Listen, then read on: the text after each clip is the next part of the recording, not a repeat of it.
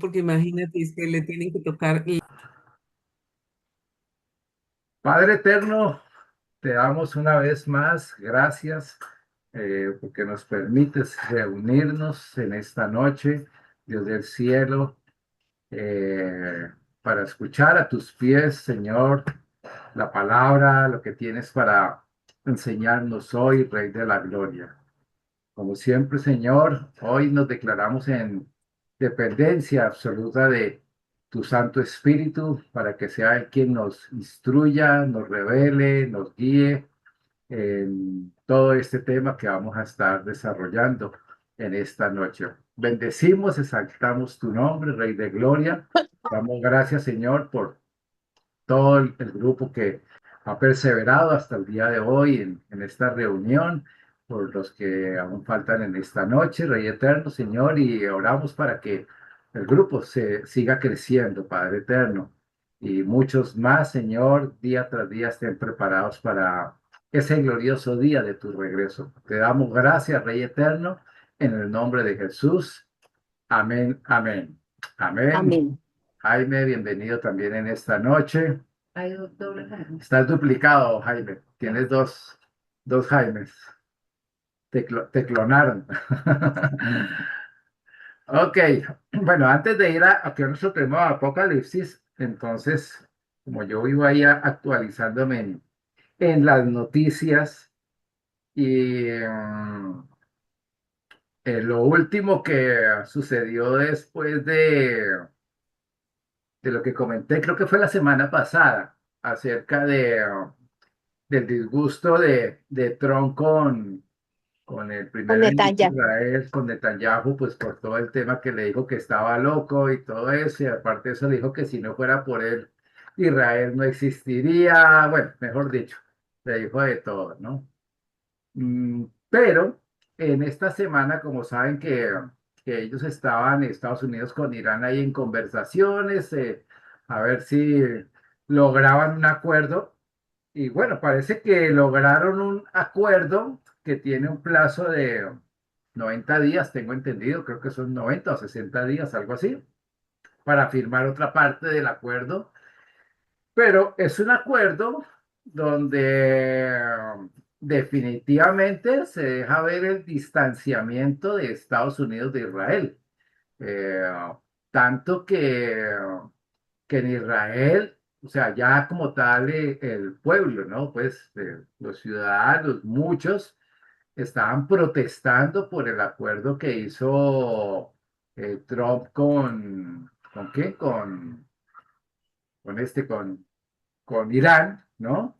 Y, y obviamente es un acuerdo que desfavorece completamente a Israel, porque obviamente es un acuerdo donde Trump, como siempre, busca sus beneficios económicos, sus contraprestaciones, ¿no?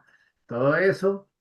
Y los otros pues también dicen que se comprometen, pues eso lo vienen diciendo hace 47 años, que se comprometen a no atacar, que se comprometen a no crear, bueno, armas nucleares, que se comprometen a no ampliar ¿cómo se dice? Como su base de misiles que tienen que apuntan hacia Israel.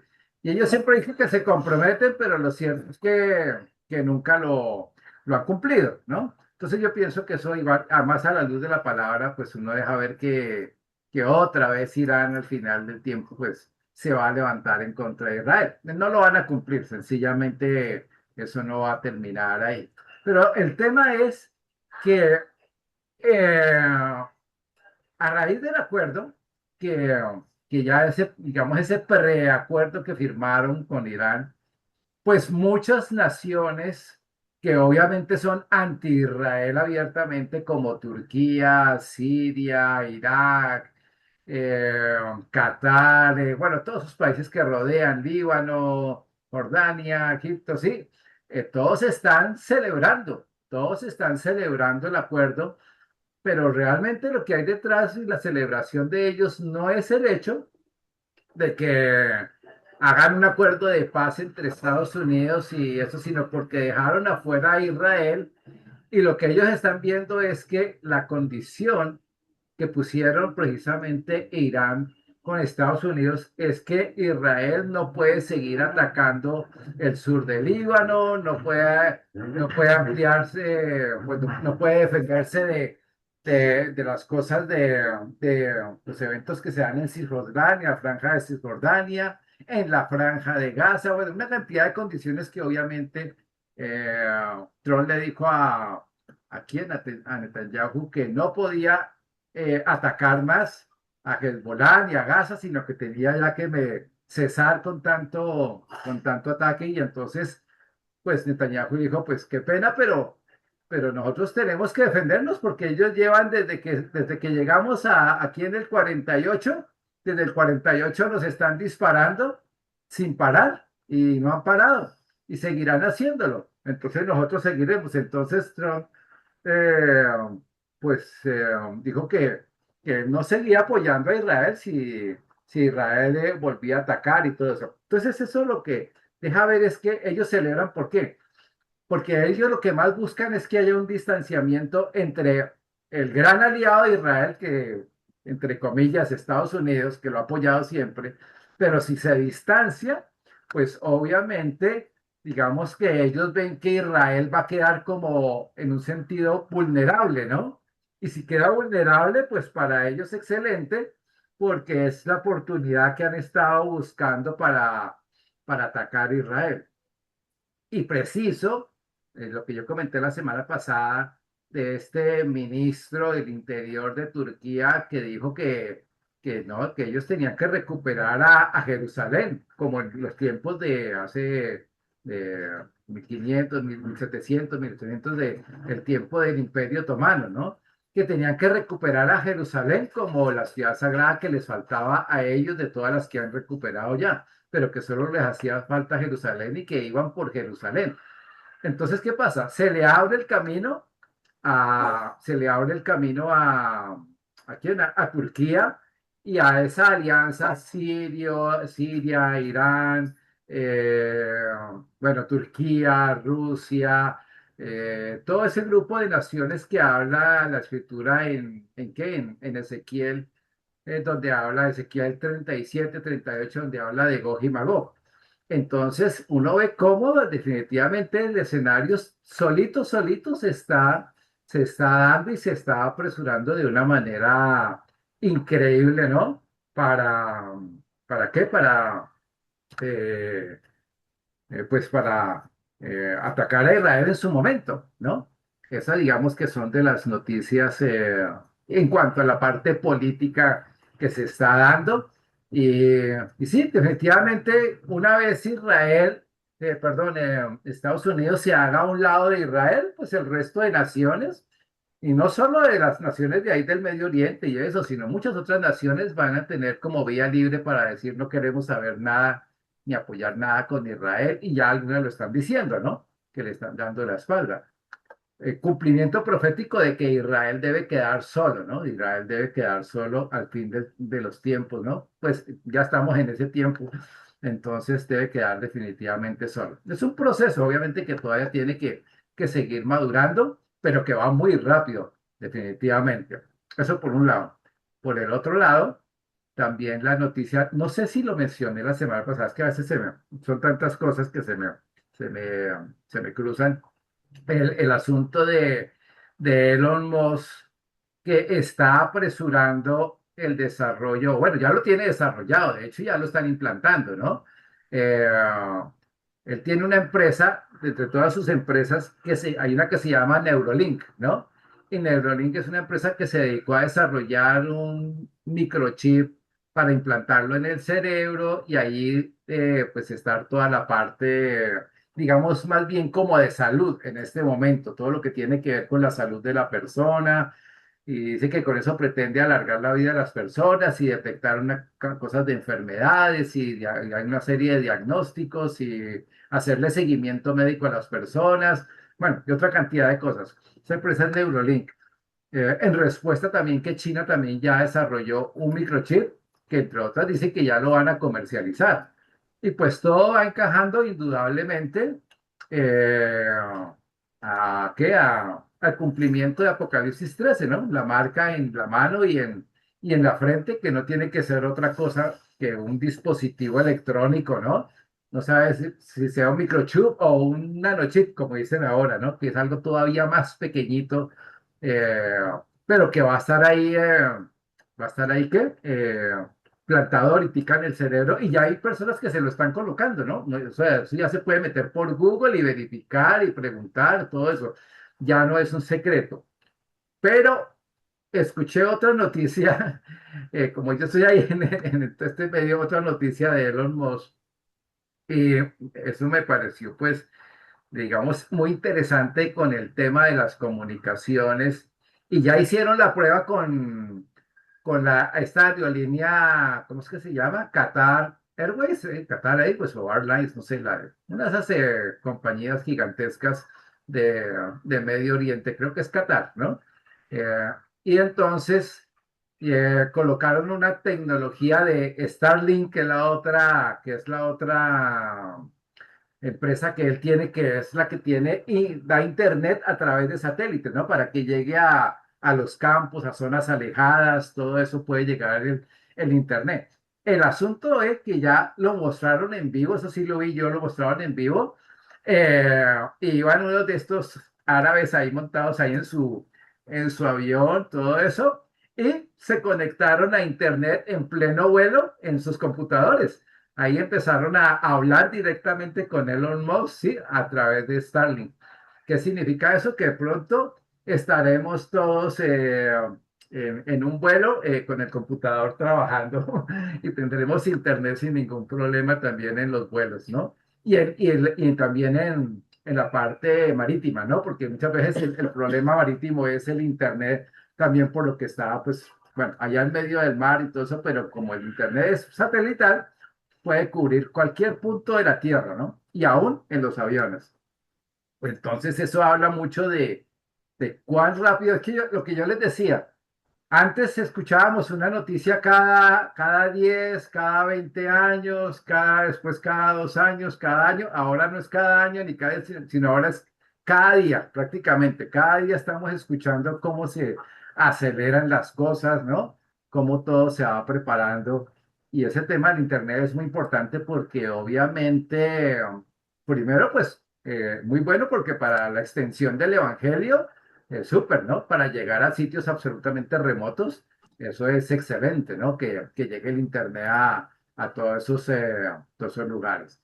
Entonces, digamos que esas son las actualizaciones de los eventos que nos van mostrando proféticamente cómo se van desarrollando las cosas. Bueno, uno más fue que ayer precisamente, eh, ayer, antier, hay un congresista israelí, es un multimillonario, es uno de esos hombres muy ricos allá en Israel, y él se está postulando, ¿no? Para las elecciones que vienen ahora, se está postulando como pues, para ser primer ministro. Y una de las cosas que dice en su campaña es que él sí o sí quiere reconstruir el templo ahí en Jerusalén. Bueno, eso no es tan fácil porque no es que, digamos, en términos generales a la nación de Israel, a la ciudadanía de Israel, no le interesa mucho el tema mucho y casi nada, el tema de reconstruir el templo, excepto el sector que es ortodoxo en Israel. Pero ese sector ortodoxo viene siendo más o menos el 20-25% de esa población, pero al resto de la población no les interesa porque saben que eso puede generar un conflicto a nivel, pues, ya no regional, sino mundial con todo el pueblo musulmán, ¿no? Entonces, no es que tenga mucho apoyo, pero es interesante escuchar lo que el hombre dice. Y aparte de eso, que él dice que él pone la plata para la reconstrucción, tiene la plata suficiente para reconstruir el templo, que finalmente llegará el momento de reconstruirse. Lo que pasa es que cuando uno lo ve bíblicamente, lo que ve uno y que más o menos apunta a la escritura es que el que va a reconstruir realmente el templo, el que va a dar esa vía libre de alguna manera, porque es algo muy complejo, muy difícil, pues sería el anticristo, ¿no? Sería el único que lograría ese acuerdo entre judíos y musulmanes para permitir que se reconstruya el templo. Eso significa demoler o quitar o quién sabe qué hacer la cúpula la cúpula de la roca, el domo de la roca, ¿no? Ahí en la explanada del templo y quitar también la mezquita de Al-Aqsa. Es algo muy complicado, ¿no? Es algo difícil, pero bueno, cuando, como dice el dicho popular entre nosotros, ¿no? Cuando el río suena, piedras lleva. Entonces, cuando empiezan a hablar y hablar y hablar y ya ministros y como el de Turquía y este congresista de Israel y todo eso, pues uno dice, oh, todo va encaminado hacia el cumplimiento de la palabra. Amén. Ok, Amén. bueno, ya pasando ese adelanto de los temas proféticos, entonces vamos aquí a Apocalipsis y vamos a repartir nuestros textos. ¿Quedamos en qué? El último, llegamos a Apocalipsis capítulo 22, 22, versículo, ¿qué fue? El Apocalipsis. 2. creo que el 2. Estábamos en el 2, ¿no? Sí, en el 2. Sí, llegamos al 2, no pasamos del 2, no pasamos del 2, ¿amén? Bueno, entonces voy a repartir aquí otras citas. Bueno, alguien que tome el versículo 3 de Apocalipsis 22. Si quieres, yo lo tomo. Acá lo toma mi esposita, Apocalipsis 22:3. Alguien que lea así de corrido Génesis 3 del 14 al 24. ¿Quién lo toma? María Cruz, pregúntale a Sí, yo lo tomo, Mauro. Para Cris, Génesis Sí, 3, señor. 14 al 24. Ok. Segunda de Corintios 5:21. Yo lo tomo, pastor. Olga, segunda de Corintios 5:21. Gálatas 3:13. ¿Puedes tomar esos 12, Olga? Sí, señor. Gálatas Gálatas 3:13. Y alguien 3:13. que busque Isaías 65:20.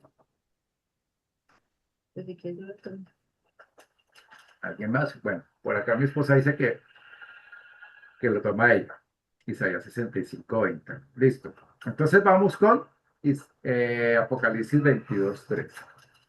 Dice, y no habrá más maldición, y el trono de Dios y del Cordero estará en ella, y sus siervos le servirán. Ok. No habrá que más que Maldición. maldición. Maldición. No habrá más maldición. Y esta es una de las cosas, tal vez de las promesas más anheladas, ¿no? Por, por la iglesia, por los redimidos, por todos los redimidos de todas las épocas, que se corte esa maldición que vino desde el comienzo. Vamos a recordar un poco esta maldición porque es importante tenerlo presente allí. Eh, Siempre teniendo presente que la maldición entró por causa del pecado del hombre, ¿no? La caída de Adán y Eva. Entonces leamos Génesis 3 del 14 al 24. Bueno. Listo. María Cris. Cris. Y Jehová Dios dijo a la serpiente, por cuanto esto hiciste, maldita serás entre todas las bestias y entre todos los animales del campo. Sobre tu pecho andarás y polvo comerás todos los días de tu vida. Y pondré enemistad entre ti y la mujer, y entre tu simiente y la simiente suya. Esta te herirá en la cabeza y tú le herirás en el calcañar. La mujer dijo, multiplicaré en gran manera los dolores en tus preñeces. Con dolor darás a luz los hijos y tu deseo será para tu marido, y él se enseñoreará de ti. Y al hombre dijo, por cuanto obedeciste a la voz de tu mujer y comiste del árbol de que te mandé diciendo, no comerás de él, maldita será la tierra por tu causa. Con dolor comerás de ella todos los días de tu vida. Espinos y cardos te producirá y comerás plantas del campo. Con el sudor de tu rostro comerás el pan hasta que vuelvas a la tierra, porque de ella fuiste tomado, pues polvo eres y al polvo volverás. Y llamó a Adán el nombre de su mujer Eva, por cuanto ella era madre de todos los vivientes. Y Jehová Dios hizo al hombre y a su mujer túnicas de pieles y los vistió. Y dijo Jehová Dios, he aquí, el hombre es como uno de nosotros, sabiendo el bien y el mal. Ahora, pues, que no alargue su mano y tome también del árbol de la vida y coma y viva para siempre. Y lo sacó Jehová del huerto del Edén para que labrase la tierra de que fue tomado. Echó pues fuera al hombre y puso al oriente del huerto de Edén querubines y una espada encendida que se revolvía por todos lados para guardar el camino del árbol de la vida. Amén. Gracias. Ok, allí vemos entonces toda la historia de la caída del hombre y por el pecado la entrada de la maldición. Maldición para la serpiente, primeramente, maldición para el hombre, su trabajo, maldición para la mujer Los dolores. con los dolores de parto y otra maldición añadida fue que tu deseo será para tu marido, ¿no? Eso es decir, que él se iba a enseñorear de ella. Otra maldición, pues la misma naturaleza quedó sujeta a maldición. Todo quedó bajo maldición. Y solo la muerte y la resurrección del Señor Jesucristo han hecho posible la eliminación de esa maldición, ¿no? En todos los órdenes.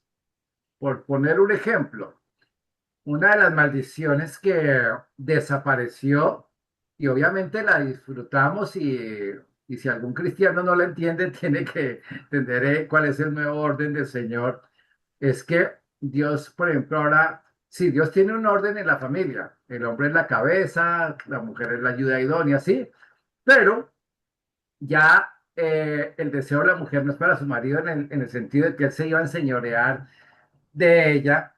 Y eso, por ejemplo, es algo que se hace muy evidente dentro de los musulmanes, al grado en que, por ejemplo, los señores estos ayatolas lo han dicho abiertamente, ¿no? Que la mujer es inferior a los animales. O sea, para ellos tiene más valor un animal, un camello, ¿sí? Que la mujer. Entonces, ahí ve uno cómo esa maldición, antes de llegar a Cristo, sigue operando en muchas culturas. En los musulmanes sigue todavía muy presente, pues todavía no, sigue presente, ellos la consideran definitivamente inferior. Eh, en culturas africanas y, bueno, indígenas, ¿no? Vemos cómo es maltratada la mujer y en general en el mundo incrédulo, en el mundo inconverso, también vemos cómo, por ejemplo, la mujer está sujeta a esa maldición, ¿no? El maltrato, el menosprecio, pero la escritura dice que en Cristo ahora no hay diferencia entre hombre y mujer, ¿no?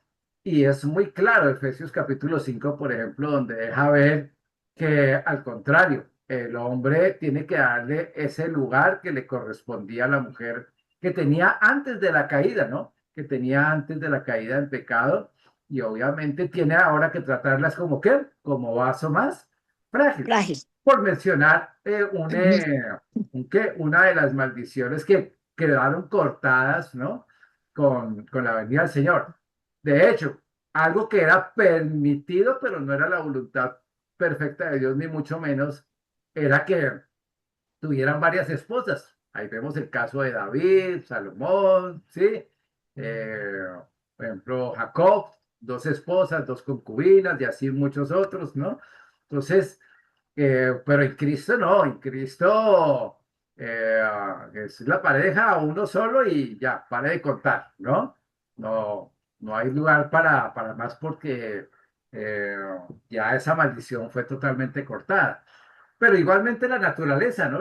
Como dice la naturaleza, gime con dolores de parto. ¿Por qué? Por la manifestación de los hijos de Dios, dice la palabra. Vamos a leer 2 Corintios 5:21, creo que es ese pasaje que acabo de mencionar, y Gálatas 3:13.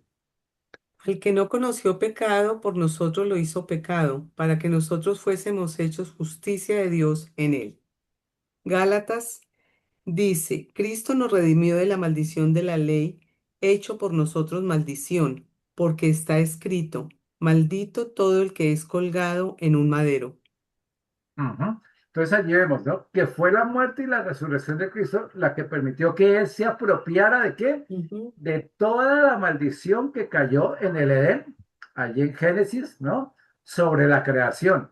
O sea, sobre Jesús no solo cayó la maldición de, del hombre, de la mujer, sino de la creación, la serpiente, absolutamente todo. Toda la maldición cayó sobre Cristo, porque finalmente Él tenía que limpiar absolutamente todo, y eso es lo que le da paso al final del tiempo a los cielos nuevos y tierra nueva, que es lo que leímos precisamente aquí en el versículo 3 de Apocalipsis 22, ¿no? Que dice que ya no habrá más maldición.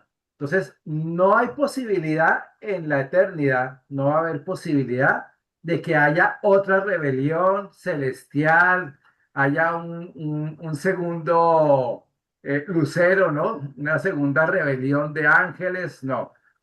Todo queda sujeto, ¿sí? Al señorío de Cristo por toda la eternidad y nunca más entrará ni habrá maldición en la nueva creación, ni en los cielos ni en la tierra nueva, ¿no? Nunca va a haber más maldición. Hemos sido completamente redimidos. Y nosotros tenemos que posicionarnos de esta verdad también en el presente de nuestra vida, ¿no? No estamos bajo maldición en ninguna manera. Nosotros no estamos bajo maldición. Cristo nos ha hecho libre porque Él llevó toda esa maldición. Amén. Veamos Isaías 65:20 también. Dice, Cuando el no Estado habrá se más, decide, los malditos no salen habrá corriendo. más allí. ¿Qué? Si nosotros hacemos una retoma institucional de Arauco, hacer compresión. Hay un Ya, micrófono encendido por ahí. Ah, ya. ya. No habrá más allí niño que muera de pocos días, ni viejo que sus días no cumpla, porque el niño morirá de 100 años y el pecador de 100 años será maldito. Ajá. Este es un pasaje, pero que se refiere al tiempo del milenio. Milenio. Fíjense que aún en el milenio no se ha cortado toda maldición. Se han sujetado muchas cosas, ¿no?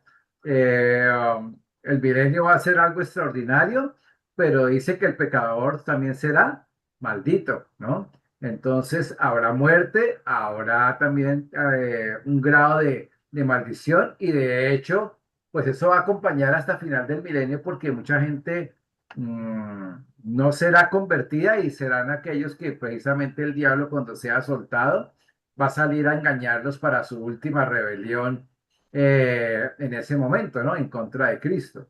Pero definitivamente la maldición queda cortada en los cielos nuevos y tierra nueva. Dice el versículo 3 que leíamos, dice que y el trono de Dios y del Cordero estará en ella y sus siervos le servirán. Entonces no es un servicio como el de hoy, sino es un servicio donde realmente es un privilegio de adoración eternamente para nuestro Dios, ¿no? Lo que tenemos allí. Y menciona ahí, igual que en el versículo 1 del 22, habla de el trono de Dios y el Cordero. Y aquí en el 3 también habla del trono de Dios y del Cordero. Es un solo trono. Padre, Hijo y Espíritu Santo están sentados en un solo trono. No son tres tronos, no son tres tronos, ¿sí? Son tres personas, un solo Dios verdadero, pero es un solo trono, ¿ok? Entonces, a partir de ese momento, lo único que vamos a tener es, como decimos, pues una, una vida perfecta, eterna, ¿sí? Sobre la verdad también, ¿no? En perfecta unidad, eh, tanto la iglesia, el pueblo de Israel, todos como uno solo. Y así vamos a servirle a él. Este servicio realmente también tiene que ver mucho con el sacerdocio y el gobierno, ¿no? Porque recordemos que fuimos hechos reyes y sacerdotes. Entonces vamos a tener el sacerdocio, que es la administración de la adoración a Dios y todo lo que Él nos ponga en su momento a hacer, pero también como reyes es el gobierno de todas aquellas cosas que el Señor le va a delegar a cada uno según como él lo decida, de acuerdo a de acuerdo a como hayamos vivido acá nuestra vida, ¿no? Nos va a delegar esa responsabilidad en la eternidad. Amén. Ok, voy a repartir entonces otras citas. Vamos al versículo 4 De Apocalipsis. de Apocalipsis. Y alguien que lea allí Juan 4:24. Yo lo leo, pastor. Oiga, Juan 4:24. Eh, alguien que tome Juan 1:18 y Juan 14:9. Yo, ¿Ves? Mauro. Juan Sí. 1:18 y el 14:9. Y otra persona, no sé quién va a Yo. tomar Mateo 5:8. Yo. Mateo 5:8. Ujú. Mateo 5:8. Ok. Entonces vamos con Apocalipsis 22:4. Y verán su rostro y su nombre estará en sus frentes. Y verán su rostro y su nombre estará en sus frentes. Veremos el rostro de Dios, ¿no? Ajá. El rostro de Dios, eso lo vemos en qué? En la faz, ¿sí? O en el rostro de Cristo, ¿no? Vamos a recordar lo que el Señor dijo en Juan 4:24 allí. Juan Dijo, 4:24. Dios es espíritu, y los que le adoran en espíritu y en verdad es necesario que adoren. Ajá. Dios es espíritu, Espíritu. ¿no? Dios es espíritu. O sea que realmente cuando hablamos del rostro de Dios, estamos hablando del rostro de Cristo, ¿no? No estamos como tal definiendo el rostro de Dios porque no es fácil definir ese rostro. Hay muchas imágenes en el Antiguo Testamento acerca del rostro de Dios, especialmente en el libro de Ezequiel, cuando aparecen esas ruedas que están llenas de ojos por fuera, por dentro, y están girando y mirando hacia todos los lados. Habla mucho de la naturaleza de Dios, ¿no? Pero esas ruedas llenas de ojos dan a entender como que obviamente Dios todo, absolutamente todo lo ve, nada está oculto a Él, ¿no? Él discierne absolutamente todo, aún como dice la Escritura que el Espíritu de Dios escudriña lo profundo del corazón de Dios, solo Él lo puede hacer. Entonces, cuando hablamos del rostro, lo que nos queda realmente es la imagen de Cristo. Vamos a leer Juan 1:18 y Juan 14:9. Dice, a Dios nadie le vio jamás. El unigénito Hijo que está en el seno del Padre, Él le ha dado a conocer. Ujú. Fíjense lo que dice en este primer versículo. A Dios que nadie lo vio jamás. Jamás. Pero después dice que el Hijo unigénito lo ha dado a conocer. Él lo ha dado a conocer. Y vamos a ver ese que se lo dio a conocer, lo vamos a ver precisamente en Juan 14:9. Dice, tanto tiempo hace que estoy con vosotros y no me has conocido, Felipe. El que me ha visto a mí, ha visto al Padre. ¿Cómo pues dices tú, muéstranos al Padre? Ahí está la pregunta. Porque fíjense que es mucho de la pregunta que nosotros nos hacemos a veces, ¿sí? ¿Cómo va a ser el rostro de Dios? ¿Cómo vamos a conocer a Dios? Pero si conocemos y vemos la imagen de Cristo, estamos viendo el rostro de Dios. Y si queremos, obviamente, eh, cuando el Señor está hablando allí con Felipe, no está hablando tanto en el sentido de la imagen física, sino está hablando de todo su carácter, de toda la esencia, porque Cristo está reflejando absolutamente, plenamente la naturaleza del Padre, su amor, su misericordia, su juicio perfecto, ¿no? Absolutamente todo, ¿sí? Del carácter de Dios, ¿no? Su bondad, su fe, todo, absolutamente todo, ¿no? Pero mm, cuando Jesús le dice a Felipe que el que me ha visto y ha visto al Padre, no es como digo la imagen física. Si nosotros queremos pensar, por decirlo así, en una imagen física, tenemos que irnos a Apocalipsis capítulo 1, ¿no? Donde está la descripción de Cristo glorificado, que dice que su rostro resplandecía como el sol, sus piernas eran como bronce bruñido, ¿sí? de su boca sale una espada aguda, en fin, todo, que sus cabellos eran como lana, así, resplandeciente, bueno, todas sus vestiduras. Y esa es la imagen realmente del Cristo resucitado, que es la imagen de Dios, ¿no? Imagen del Padre. Leamos Mateo 5:8. Mateo 5:8. Mateo 5:8 dice, bienaventurados los de limpio corazón, porque ellos verán a Dios. Ujú. Bienaventurados los de limpio de corazón, porque ellos verán a Dios. Aquí Adiós. lo que yo veo es que las personas que no han sido lavadas por la sangre de Cristo, o sea, que no se arrepintieron, no aceptaron al Señor, el día que estén eh, en la presencia del Señor dando cuentas de su vida, realmente lo que yo veo es que ellos ni siquiera van a poder levantar el rostro de ellos para mirar. No les es permitido. Pero nosotros sí le vamos a ver al Señor. Así como Juan lo vio en esa visión de Apocalipsis, así lo vamos a ver nosotros también. Pero el resto de personas, todos los que van a la condenación, evidentemente ni siquiera van a poder levantar su rostro para verlo a él porque no pueden. No pueden porque están en su condición de pecado, ¿sí? No fueron lavados, no están limpios y no pueden ver el rostro santo de Dios. Para eso se necesita tener la sangre de Cristo en la vida, ¿no? Es lo único que nos permite para tener acceso y poder ver el rostro de Dios, así como lo vio Juan, realmente, ¿no? Entonces, esa es la gracia que nosotros tenemos, pero ellos no lo van a tener. Y voy a leer un texto muy importante que está en Primera de Juan 3, versículo 2. Dice así, amados, ahora somos hijos de Dios y aún no se ha manifestado lo que hemos de ser, pero sabemos que cuando Él se manifieste, seremos semejantes a Él, porque le veremos tal como Él es. ¿Qué significa eso?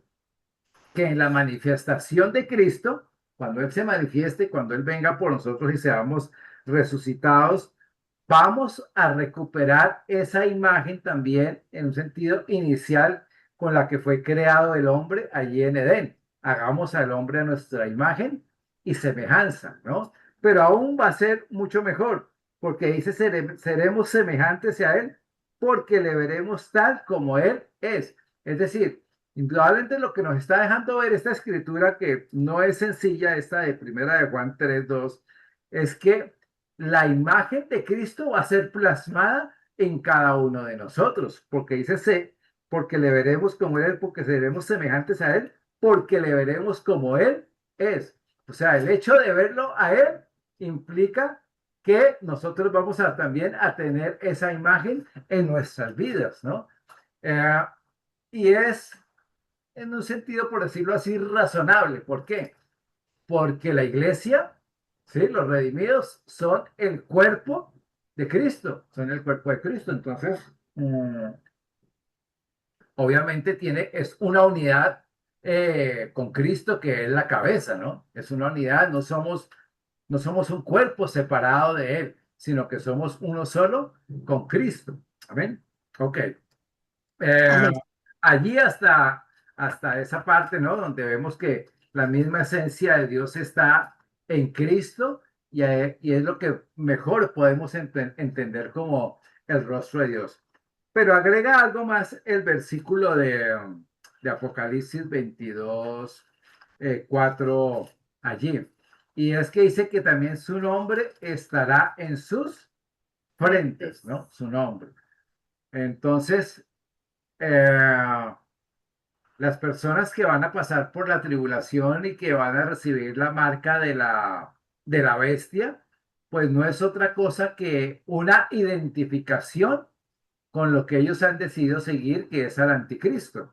Esa es su identidad. Se identifican con su engaño, se identifican con su mentira, se identifican con todo lo que él hace. Por eso reciben la marca de la bestia, es decir, su lealtad está para él. Pero nosotros tenemos el adelanto que es el sello del Espíritu Santo. Pero acá no dice cuál es el nombre que va a estar escrito en nuestra frente. es un nombre desconocido, pero indudablemente es un nombre que nos identifica, nos da una identidad totalmente nueva en Cristo. No sabemos cuál es, no sabemos cuál va a ser ese nombre, pero es algo que está reservado para nosotros, para la iglesia del Señor, para todos los redimidos, porque allí también está el pueblo de Israel, todos los redimidos del pueblo de Israel y todos los redimidos de antes del diluvio, desde la época de Adán, todos los redimidos como tal, van a recibir ese nombre que Él nos va a colocar y creo que es, pues creo no, lo menciona en singular, es un solo nombre. Entonces hay un nombre de Él que no conocemos que va a ser puesto en nuestras vidas, así como en nuestra frente como tal, ¿no? Así como hemos sido sellados también con el Espíritu Santo. Entonces, digamos que hasta ahí tenemos lo que se refiere al versículo 4 del 22. Vamos entonces al versículo 5. ¿Quién quiere tomar el versículo 5? De Apocalipsis Apocalipsis, si 22. quieres, sigo leyendo. Entonces acá lo sigue leyendo mi esposa.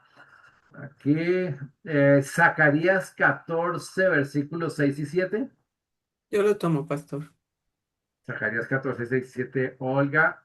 Mm, Daniel 7, versículos 18 y 27. Yo, Mauro.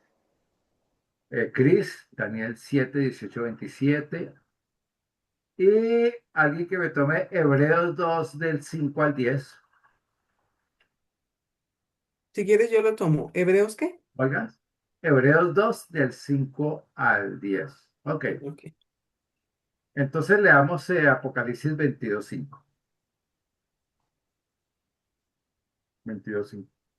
Dice, no habrá allí más noche y no tienen necesidad de luz de lámpara ni de luz de sol, porque Dios el Señor los iluminará y reinarán por los siglos de los siglos. Pues sí, mira, por los siglos de los siglos, ¿no? Allí ya no va a haber, como dice, más día, más noche, ¿no? Eh, Juan aquí está reiterando la diferencia entre, está haciendo como reiterando esa diferencia que hay entre la antigua creación y esa nueva creación, nuevos cielos y nueva tierra, ¿no? Está haciendo como una diferenciación allí Juan. Vamos a leer lo que dice Zacarías 14, 6 y 7. Dice, y acontecerá que en ese día no habrá luz clara ni oscura. Será un día el cual es conocido de Jehová, que no será ni día ni noche, pero sucederá que al caer la tarde habrá luz. Olga, ¿lo puedes leer un poco más duro? Es que se escuchaba muy lejos. Ok. Dice, y acontecerá que en ese día no habrá luz clara ni oscura. Será un día el cual es conocido de Jehová, que no será ni día ni noche, pero sucederá que al caer la tarde habrá luz. ¿Se oyó? Sí, sí, ahí. Miren eso. Es un día que nadie conoce, ¿sí? Ujú, Porque no habrá la luz del día ni la noche, ¿sí? ujú. Eh, Obviamente está fuera de nuestra comprensión natural porque pues toda nuestra vida está dentro de la dinámica del día, de la noche, de la luz solar, ¿no? Eh, Como lo hemos conocido y lo conocemos hasta el último día que vivimos aquí en esta tierra, ¿no? Pero dice que hay un día que Dios tiene preparado, ¿no? Y ese es un día que solo es conocido por Dios, solamente es conocido por Dios. ¿Cómo va a ser ese día? No tenemos la menor idea. Pero no debe ser algo en lo que nos enredemos, ¿no? En un pasaje como estos, porque recordemos que Dios es un Dios creador, ¿no?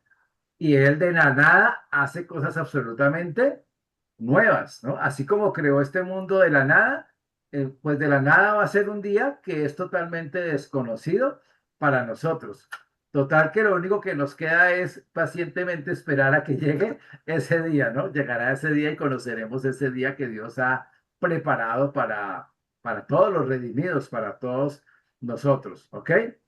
Ah, Vamos, y cuando dice que reinaremos también por los siglos de los siglos, entendemos que es eternamente, es el cumplimiento de la promesa de Dios en Daniel 7 versículos 18 y 27.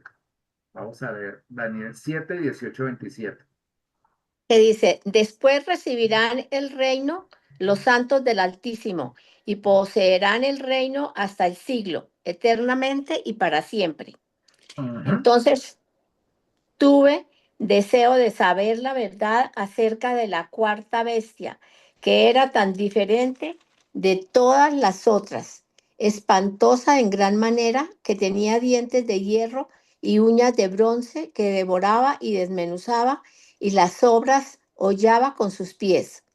Asimismo, acerca de los 10 cuernos que tenía en su cabeza y del otro que le había salido, delante del cual habían caído tres, y este mismo cuerno tenía ojos y boca, que hablaba grandes cosas y parecía más grande que sus compañeros.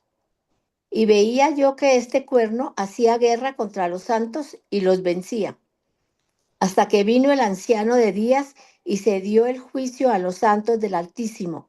Y llegó el tiempo y los santos recibieron el reino.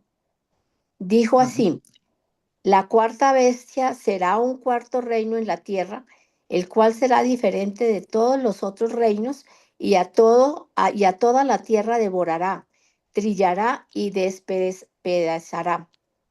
Y los 10 cuernos significan que de aquel reino se levantará 10 reyes, y tras ellos se levantará otro, el cual, perdón, será diferente de los primeros, y a 3 reyes derribará. Y hablará palabras contra el Altísimo, y a los santos del Altísimo quebrantará, y pensará en cambiar los tiempos y la ley, y serán entregados en su mano hasta tiempo y tiempos y medio tiempo, pero se sentará el juez y le quitará su dominio para que sea destruido y arruinado hasta el fin, y que el reino y el dominio y la majestad de los reinos debajo de todo el cielo sea dado al pueblo de los santos del Altísimo, cuyo reino es reino eterno, y todos los dominios le servirán y obedecerán. ujú. Ok, en todo ese pasaje, ¿qué vemos? Que en el versículo 18 habla de que recibiremos el reino eternamente y para siempre, ¿no? Pasan todos los reinos de la tierra, todos los que hemos hablado ya en varias ocasiones, todos los reinos, hasta el final de lo que estamos viendo en estos días y todavía lo que falta de la tribulación, ¿sí? Y aún lo que concierne al mismo milenio, porque el milenio, como lo dice su nombre, es temporal, son 1000 años y se acaba. Perdón. Entonces, en el versículo 27 termina diciendo, y el reino va a ser entregado eternamente otra vez, ¿para qué? Para sus santos, y ese reino no tendrá fin. Fin. Y esa es la gran promesa que nosotros tenemos en cuanto al reino de Dios para nosotros. Es un reino que va a permanecer, es el cumplimiento. Allí vemos entre el 18 y el 27, vemos toda la historia de la humanidad y cómo finalmente todos los reinos son sujetados, son destruidos finalmente para dar paso y que permanezca solo el reino de Dios por toda la eternidad, reino en el que vamos a estar, pues obviamente todos nosotros. Vamos a leer Hebreos 2 versículos 5 a 10. Dice, porque no sujetó a los ángeles el mundo venidero, acerca del cual estamos hablando, pero alguien testificó en cierto lugar diciendo, ¿qué es el hombre para que te acuerdes de él, o el hijo del hombre para que le visites? Le hiciste un poco menor que los ángeles, le coronaste de gloria y de honra, y le pusiste sobre las obras de tus manos, todo lo sujetaste bajo sus pies, porque en cuanto le sujetó todas las cosas, nada dejó que no sea sujeto a él, pero todavía no vemos que todas las cosas le sean sujetas, pero vemos a aquel que fue hecho un poco menor que los ángeles, a Jesucristo, coronado de gloria y de honra a causa del padecimiento de la muerte, para que por la gracia de Dios gustase la muerte por todos, porque convenía a aquel por cuya causa son todas las cosas y por quien todas las cosas subsisten, que habiendo de llevar muchos hijos a la gloria, perfeccionase por aflicciones al autor de la salvación de ellos. Ujú, amén. Ok, a diferencia de lo que leímos en Daniel vemos la historia de todos los reinos. Pero en Hebreos 2 del 5 al 10, lo que vemos es la historia de la obra del Señor, ¿no? Mm, Y cómo la historia del Señor permanece como parte de su reino como tal, ¿sí? Por toda la eternidad. En Hebreos está todo centrado en Cristo como tal y como rey. Y en Daniel todo está centrado en el reino, los reinos que pasan y el reino que va a permanecer al final del tiempo eternamente. Amén. Ok. Bueno, vamos Ma- entonces. ¿Sí? Mauro, mira, bueno, el hombre es menor que los ángeles. ¿Es por su humanidad? Sí, fue creado menor que los ángeles, pero dice que lo coronó con gloria, ¿sí? A Jesús. A nosotros. Pero ¿Por Jesús, qué? Jesús Porque también dice que es menor que los ángeles, él se hizo menor cuando se encarnó, ¿no? por la humanidad. Sí, por su Ah, humanidad se hizo menor que los ángeles, ¿no? ah, Nosotros fuimos creados también menor que los ángeles, pero cuando estamos en Cristo somos puestos por encima de los ángeles. De hecho, ángeles. los ángeles son servidores de nosotros, ¿no? Ah, Porque bueno, ahora Mauro. nosotros somos el cuerpo de Cristo, ¿no? Somos la iglesia del Señor. Entonces, digamos que, si lo podemos decir de esta manera, y es que Efesios lo dice en Efesios 1:3, dice que nosotros estamos sentados juntamente con Él en el trono, Los porque claro, lugares. somos el cuerpo de Cristo, estamos en el trono juntamente con Él. En cambio, los ángeles no están sentados en el trono, ¿no? Los ángeles están al servicio del que está sentado en el trono. No significa que nosotros seamos Dios, pero sí somos el cuerpo, somos la iglesia amada del Señor y somos uno con Él. Entonces, todos los ángeles, toda la creación celestial está al servicio de nosotros como tal, de la iglesia del Señor. Eso es maravilloso, ¿no? Entender que Sí. fuimos hechos menores, pero en Cristo somos puestos por encima, ¿no? Estamos por encima de los ángeles, ¿ok? Pero es en la eternidad realmente donde se va a reflejar la plenitud de esa posición. No es ahorita en este tiempo. En este tiempo ellos están al servicio de nosotros, pero no como a veces enseñan algunas personas que están dándole órdenes a los ángeles por cualquier capricho y cualquier cosa, ¿no? Porque eso es más, tiene pinta de servilismo que de servicio, ¿no? Realmente ellos están al servicio de nosotros para el cumplimiento de todos los propósitos y de la voluntad de Dios, no para caprichos, ¿no? Para cosas que a veces no tienen realmente sentido, ¿no? Como si fuera un servilismo allí del cielo hacia nosotros y no es así, ¿ok? Ok, Mauro, gracias. Excelente, ¿no? ¿Decías algo? No, ok, gracias. Ah, ok. Bueno, ¿quién toma el versículo 6? Ahora seguimos con el versículo 6. Sigo aquí. Y me dijo estas palabras, son fieles y verdaderas. Y el Señor, el Dios de los espíritus de los profetas, ha enviado su ángel para mostrar a sus siervos las cosas que deben suceder pronto. Ujú. Ok, pero voy a repartir aquí otra cita. Segunda de Pedro 1:16 al 21. Segunda de Pedro lo tomo. Segunda de Pedro 1:16 al 21. 21. 1:16 al 21. Ok, entonces, las cosas que deben que quedar. Dice, estas palabras son fieles y verdaderas y el Señor Dios de los espíritus de los profetas ha enviado su ángel. Bueno, ahí le envía al ángel para mostrar todas las cosas que deben suceder pronto, ¿ok? La, la frase, cuando dice allí, estas palabras son fieles y verdaderas, es como un sello de la autenticidad y de la autoridad que hay en el libro de Apocalipsis, lo que quiere realmente resaltar allí esta revelación, ¿no? La autenticidad y la autoridad que tiene todo el libro de Apocalipsis, que no nos quepa la menor duda, ¿no? De lo que ha sido revelado allí y de toda la autoridad, de todo lo que Dios va a ejercer al final de los tiempos. Leamos con respecto a esto, segunda de Pedro 1:16 al 21. Dice, porque no os hemos dado a conocer el poder y la venida de nuestro Señor Jesucristo siguiendo fábulas artificiosas, sino como habiendo visto con nuestros propios ojos su majestad. Pues cuando él recibió de Dios Padre honra y gloria, le fue enviada desde la magnífica gloria una voz que decía, Este es mi Hijo amado, en el cual tengo complacencia. Y nosotros oímos esta voz enviada del cielo cuando estábamos con él en el Monte Santo.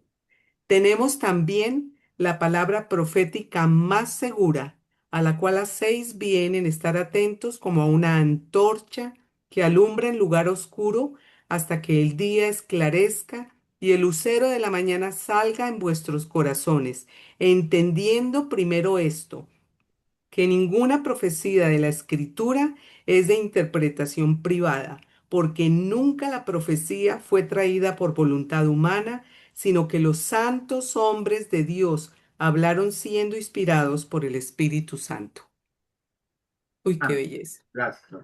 Entonces, fíjense que Pedro está haciendo referencia a cuando estuvieron en el monte de la transfiguración, la visión que Ujú. tuvieron y transmitieron, y quedó consignada pues allí en los evangelios, y Pedro está dando fe de que fue una visión real, pero lo que está diciendo ahí Pedro es que todo lo que ha sucedido en la antigüedad, y todo lo que sucedió en los tiempos de encarnación del Señor y aún después, hasta que se cerró todo el canon de la escritura, todo fue por inspiración de Dios, ¿no? Inspirados por el Espíritu Santo. Y eso es lo que nos lleva realmente, bueno, no es un estudio de apologética ahorita como tal, pero es lo que nos lleva siempre a recordar, ¿no?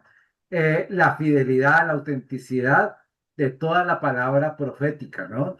Desde Génesis hasta Apocalipsis, no solo hablando de Apocalipsis, sino absolutamente toda la escritura es inspirada por por Dios. el Y Espíritu esto es Santo. importante, ¿por qué? Porque hoy hay una corriente, ¿sí? De personas que están enseñando que, que no que toda la Biblia no es palabra de Dios, ¿no? Que Mm. contiene las palabras de Dios, pero no toda la Biblia es palabra de Dios. Y eso es grave, ¿no? Eso es grave porque están seccionando la palabra y como diciendo, esto es palabra de Dios, esta parte no es palabra de Dios. Pero todo, aún todos los eventos que ocurrieron, buenos, malos, sí, todo es palabra de Dios, todo es inspirado por Dios, lo que quedó consignado allí en las escrituras. Son palabras fieles y verdaderas. Amén. Amén. Ahora, también dice ahí el pasaje que les hablaba de que eran las cosas que debían suceder pronto, ¿no? Aquí vale la pena recordar que hay una escuela de escatología que son los preteristas, ¿no? Y ellos toman este pasaje para decir que todo lo que está en Apocalipsis ya pasó, que todo eso terminó en el primer siglo, todo eso ya pasó, y que lo único que esperamos es la aparición del Señor Jesucristo por segunda vez y nada más. O sea, todo para ellos es alegórico, absolutamente todo, ¿no? Todos los juicios son alegóricos, la abominación desoladora es alegórica, absolutamente todo, todo el Apocalipsis, y que todo eso ya pasó y se cumplió en el primer siglo. ¿Cómo se llama, pastor? Preterismo, el Ah, preterismo, o preterismo. preteristas, ¿no? Preteristas, ¿no? ¿Ok? Pero pues me parece que es un grave error porque hay diferentes escuelas de escatología, por lo que hemos mencionado y después hablaremos más de eso, de los que creen en el rapto antes de la Ujú. tribulación, a mitad de la tribulación, o que la iglesia va a llegar hasta el fin también, ¿no? Va a pasar toda la tribulación. Pero esas son diferentes posiciones escatológicas, pero es que el preterismo anula completamente eh, el plan futuro de lo que Dios tiene, el milenio, todo, anula absolutamente todo. Y pues uno diría, bueno, ¿y cuándo sucedió el milenio? ¿Sí? ¿Dónde sucedió todo lo del milenio? Que el niño va a jugar en la cueva con el áspid y con el león. ¿Y cuándo se ha visto eso en la historia desde la caída? Eso no ha sucedido nunca, Ujú. para decir que esas cosas ya pasaron, ¿ok? Y tampoco el diablo ha sido echado todavía, ha sido encadenado, porque pues ahí vemos todo lo que pasa a nuestro alrededor. Ok, ahora, también allí cuando habla la palabra suceder pronto, se refiere a que va a suceder con rapidez, ¿no?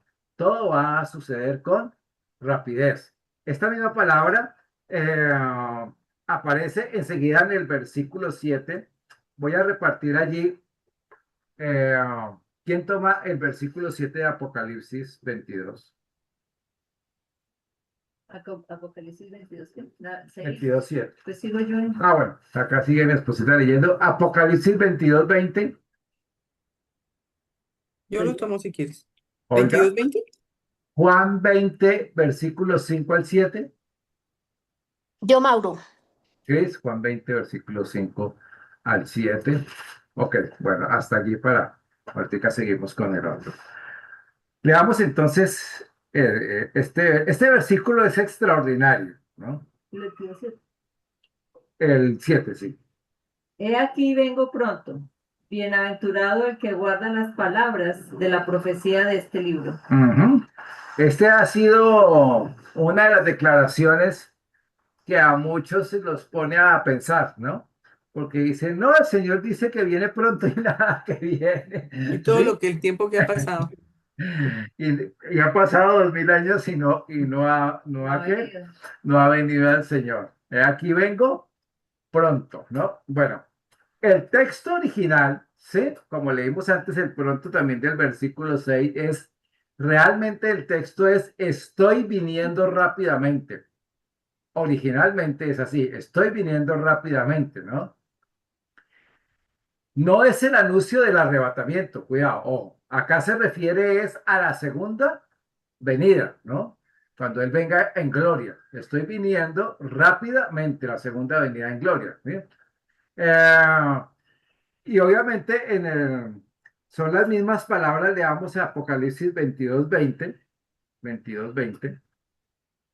Dice, el que da testimonio de estas cosas dice, ciertamente vengo en breve. Amén. Sí, Ajá, ven, Señor ciertamente Jesús. vengo En en breve. breve, ¿no? La palabra y en breve es la misma raíz en griego también para estoy viniendo rápidamente. Estoy viniendo, es un presente continuo. O sea, el Señor está regresando en todo tiempo. Él está regresando en todo tiempo. Interesante leer con esa óptica. Bien, Mateo 25, la parábola de las 10 vírgenes, que después la vamos a detallar, ¿no? Para entender ese vengo rápidamente. Pero aquí hay algo que es muy interesante, ¿no? Y es que en el versículo 7 y en el versículo 20 se repite exactamente la misma declaración. Ujú, Eso significa que es algo ciertísimo. Cuando se repite doble ujú. vez, es algo que se da por hecho que va a A suceder, ocurrir. ¿no?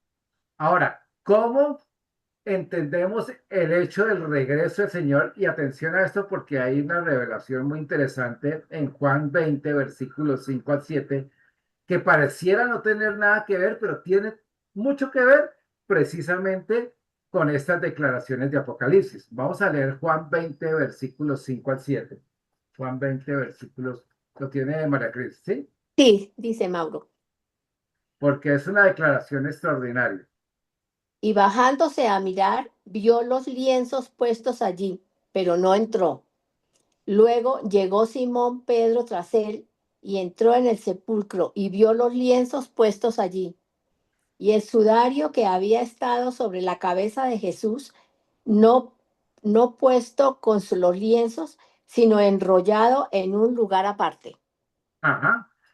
Entonces uno dice, ¿qué tiene que ver esta declaración de aquí vengo pronto, que se repite dos veces, con el evento de la resurrección y que los lienzos estaban allí cuando Pedro entró a la tumba, no estaba el cuerpo y estaban los lienzos allí y el sudario en que estaba envuelto estaba enrollado, ordenado? O sea, Pedro entró a la tumba del Señor y encontró todo ordenado. Los lienzos, el sudario, todo muy envuelto, todo, ¿sí? Como cuando nosotros ordenamos las sábanas, ¿no? Todo bien puestecito. Pues aquí hay algo muy interesante y es que en la cultura judía, ¿no?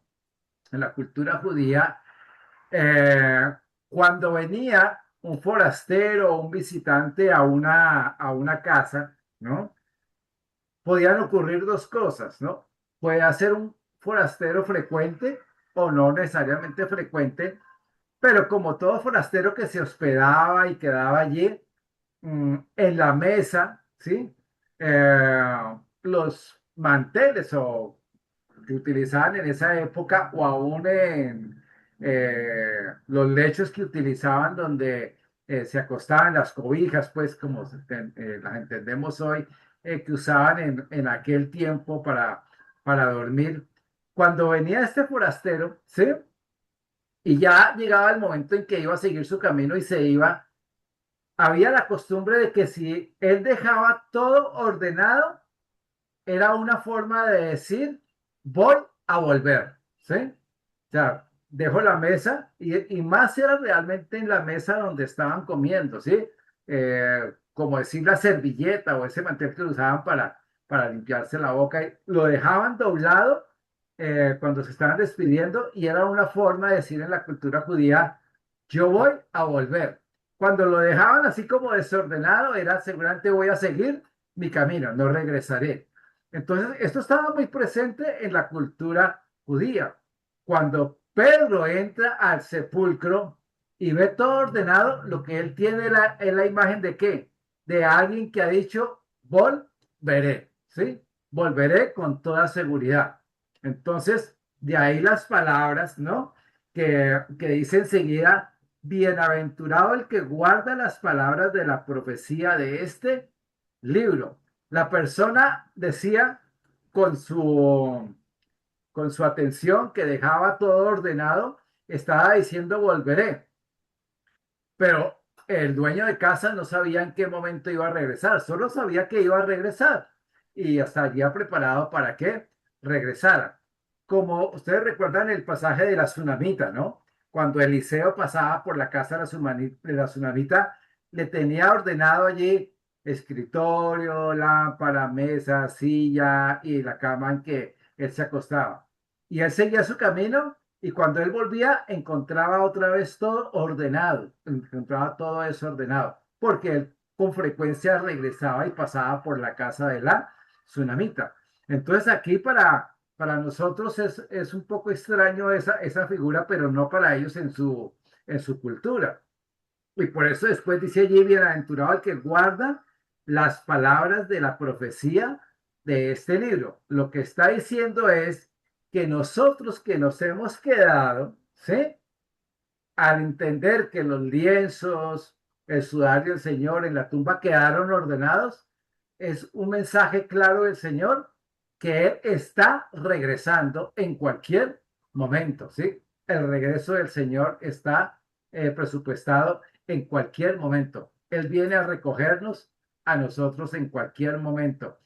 El forastero no decía cuándo iba a volver, sino que con ese hecho estaba diciendo voy a volver.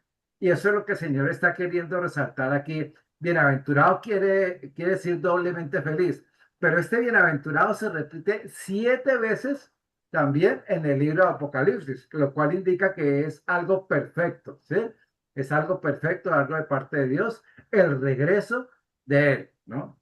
Ahora dice, bienaventurado el que guarda las palabras de la profecía de este libro. No el que guarda el libro del Apocalipsis en la biblioteca y dice, ese libro es muy enredado para leer y yo después lo voy a estudiar algún día. No es el que guarda, ¿no? Sino es el que guarda todas estas palabras en su corazón y las guarda como su mayor esperanza en su vida, ¿sí? La mayor esperanza de su vida son las palabras de este libro. La mayor esperanza del cristiano, ¿sí? No es que el negocio se me dé mañana, no es que haya una sanidad en la familia o en mi propia vida o cualquier cosa se solucione o se dé el proyecto, todo eso está bien, pero la mayor esperanza que nosotros tenemos es el regreso de Cristo. Y él dice, bienaventurados cuando guardamos estas palabras como la mayor esperanza. Ahora, ¿cómo la guardamos? De una manera continua, así como el Señor está viniendo continuamente nosotros tenemos que tener guardado en nuestro corazón el regreso del Señor. Puede ser hoy, cuando nos despertemos mañana, si no ha regresado, Señor, gracias por este día y gracias que tal vez hoy pueda ser tu regreso para irnos contigo. Pero es una esperanza que debe estar anclada, ¿sí? Allí en nuestro corazón. Ahora, y termina este versículo es extraordinario, diciendo que guarda las palabras, o sea, todo lo que se dice desde Apocalipsis 1:1 hasta Apocalipsis 22:21, ¿sí? Todas estas palabras que las guarda, ¿sí? Dice las palabras de la profecía de este libro. La profecía, es decir, habla en singular. Es una sola palabra profética, es decir, está dando a entender que es un cumplimiento completo de todo el libro de Apocalipsis. No son muchas profecías. El libro de Apocalipsis es una sola profecía. Es una profecía que nos muestra muchas cosas, ¿sí? Son muchos eventos, muchas situaciones, ¿sí? Del cielo, de la tierra, de la eternidad, todo, pero es una sola profecía en un solo libro. Entonces, ¿esto por qué? Porque algunos también tienen como esa manera de interpretar el Apocalipsis y decir, esto sí, esto no. Esto sí es real, esto es alegórico, esto se cumplió, esto no se ha cumplido, ¿sí? O esto no se va a cumplir porque esto simplemente es una figura. No, es una sola profecía. Es una sola profecía que se está cumpliendo en el presente y que se terminará de cumplir en el futuro. Pero es un solo paquete. Amén. Amén, amén. Amén. Vamos a dejar allí porque, pues, si no, ya lo otro viene con otros muchos textos allí. ¿Preguntas hasta allí? ¿Preguntas? Silencio en la sala. Silencio total. Mauro, está bien pensar, Dios está en la eternidad, ¿cierto? Él no está en el tiempo, sino en la eternidad. Sí, O sea que en la eternidad sí ya sucedió todo esto, solo que para nosotros que estamos en el tiempo va sucediendo poco, pues en el tiempo. sí, claro, claro, correcto. Para Dios todo ya sucedió. Sucedió, Para Él ya ah, todo sucedió. Ya todo está consumado, ya cumplido. todo está hecho, ¿no? Eh, el Cordero que fue inmolado en la eternidad ya está reinando igualmente, ¿no? Pero para Él todo ya está realizado. Para nosotros estamos dentro de ese proceso. Proceso. Es como el que ve un partido en diferido, ¿no? Ya sabe todo lo que pasó, pero el que no lo vio, pues tiene que ver todo el partido, ¿no? Y lo ven diferido. Pero nosotros estamos como viendo ese partido en diferido. Pero para el Señor ya todo está hecho, absolutamente todo. Porque en la eternidad tiene esa característica que no tiene principio ni fin. Y el Señor no tiene principio ni fin, ¿no? Mientras que en lo temporal, en lo natural, sí tenemos un principio y un fin para todo, pero en la eternidad no. Pero eso es muy válido lo que dice María Cris, ¿no? Tenerlo presente. Ok. Gracias, ¿Algo Mauro. más? ¿Alguna otra pregunta allí? ¿Preguntas, dudas? ¿Algo que queramos anotar? O si no, oramos. Vamos a orar y a darle gracias al Señor en esta noche. Vamos a orar dándole gracias al Rey. Padre eterno, Señor, bendecimos tu nombre, te exaltamos, Rey de Gloria. Hoy, Señor, al leer estos pasajes de tu palabra, Señor, tú nos dejas ver con una certeza extraordinaria, Señor, el cumplimiento de tu reino, Señor, el cumplimiento de tu regreso, el cumplimiento de tu plan eterno, Señor, juntamente contigo para todos nosotros, Rey de la Gloria, Señor. No hay absolutamente nada que haya quedado suelto, Señor, o que pudiéramos decir que hay una improvisación, Señor, de parte tuya. Todo ha sido, Señor, diseñado desde la misma eternidad, Rey de la Gloria. Te damos gracias, Rey eterno. Gracias, Señor, por todo lo que hoy nos presentas en nuestras vidas, Rey de la Gloria, Señor. Y como terminábamos leyendo este pasaje, podemos unirnos a tus palabras. He aquí vengo pronto. Fueron las últimas palabras también de tu iglesia, Señor, que la misma iglesia dice, sí, amén, ven, Señor amado. Te estamos esperando, Rey de la Gloria, porque tú eres la esperanza de nuestras vidas, Rey amado. Te damos gracias en esta noche, Rey eterno, Señor, en el precioso nombre de nuestro Señor Jesús. Amén y amén. Amén. Amén. Amén.